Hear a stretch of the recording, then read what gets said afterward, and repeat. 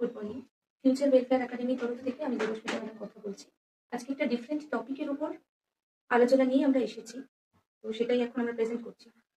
বর্তমানে শিক্ষাগতভাবে পিছিয়ে থাকা বহু মানুষ আমাদের সাথে যুক্ত, এবং তাদের সেই স্বপ্ন পূরণের পথে আমরা স্বপ্ন পূরণ করতে আমরা অঙ্গীকারবদ্ধ। সেই কাজে আমরা ভীষণভাবে গর্বিত, এবং সেই কাজটিকে যাতে আমরা আরো সুষ্ঠুভাবে সঠিকভাবে পরিচালনা করতে পারি, তার জন্যই আজকে আমাদের এই বিশেষ উপস্থাপনা। বর্তমানে আমাদের কাছে একটি বিশেষ এনকোয়ারি আসে, দাবি বলতে পারে, জিডিএস এর ব্যাপারে। জিডিএস এর জন্য 90 থেকে 95% বা তার অ্যাবাভ পার্সেন্টেজ পাইয়ে দিতে পারবেন, দাবিটি কিছুটা এরকম। এছাড়াও বিভিন্ন ভাবে বিভিন্ন সূত্র থেকে আমরা এটিও জানতে পারি যে এই ধরনের সার্টিফিকেট পাওয়াও যাচ্ছে 95% অ্যাবাভ মার্কস নিয়ে। বর্তমানে শিক্ষা ব্যবস্থাটাকে নিয়ে বিভিন্ন দুর্নীতি, মিথ্যাচার এবং প্রতিশ্রুতির একটি জাল বিস্তারিত হয়েছে, এবং সমাজের এক শ্রেণীর মানুষ সেই কাজে ইনভলভ। তো ফিউচার ওয়েলফেয়ার একাডেমির তরফ থেকে এই ভিডিওটি আপনাদের কাছে পাঠানোর একটি মাত্র উদ্দেশ্য যে অত্যন্ত সতর্কতামূলকভাবে আপনারা যখন অ্যাডমিশন নিচ্ছেন, তাহলে এই বিষয়গুলোর দিকে একটু নজর রাখবেন। একটি কথা মাথায় রাখবেন, 2026-এ দাঁড়িয়ে এখন টেকনোলজি মানে ভেরি মাচ আপডেটেড।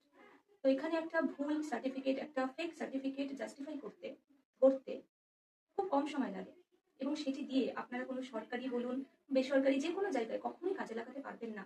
এই কথাটা বারবার করে নিজেদের মনকে বিশ্বাস করান, এইভাবে কোনো কিছু হয় না। এবং আমাদের একটি মাত্র দাবি থাকবে যে যখনই কোনো একাডেমিতে এই ধরনের এনপিডি করবেন, মন থেকেই চিন্তাটা বাদই দেবেন যে এরকম 95% অ্যাভাব মার্কস পাইয়ে দিতে পারবেন, এটা পসিবল না।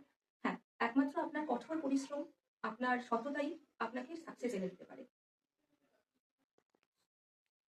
সেক্ষেত্রে 95% অ্যাভাব মার্কস পেতে গেলে নিজেদেরকে আপনাকে একটু কঠোর পরিশ্রম করতে হবে। একাডেমি সর্বক্ষণ আপনাদেরকে গাইড করছে, আপনাদের পাশে আছে। তো পরের বার থেকে কখনো আমরা প্রত্যাশা রাখবো যে এই ধরনের মেসেজেস বা কল যেন ফিউচার ওয়েলফেয়ার একাডেমিতে না আসে। এই ধরনের মিথ্যা প্রতিশ্রুতি বা ভুল অসততার সাথে কাজ একাডেমি কখনোই গ্রাহ্য করে না এবং প্রশ্রয় দিচ্ছে না।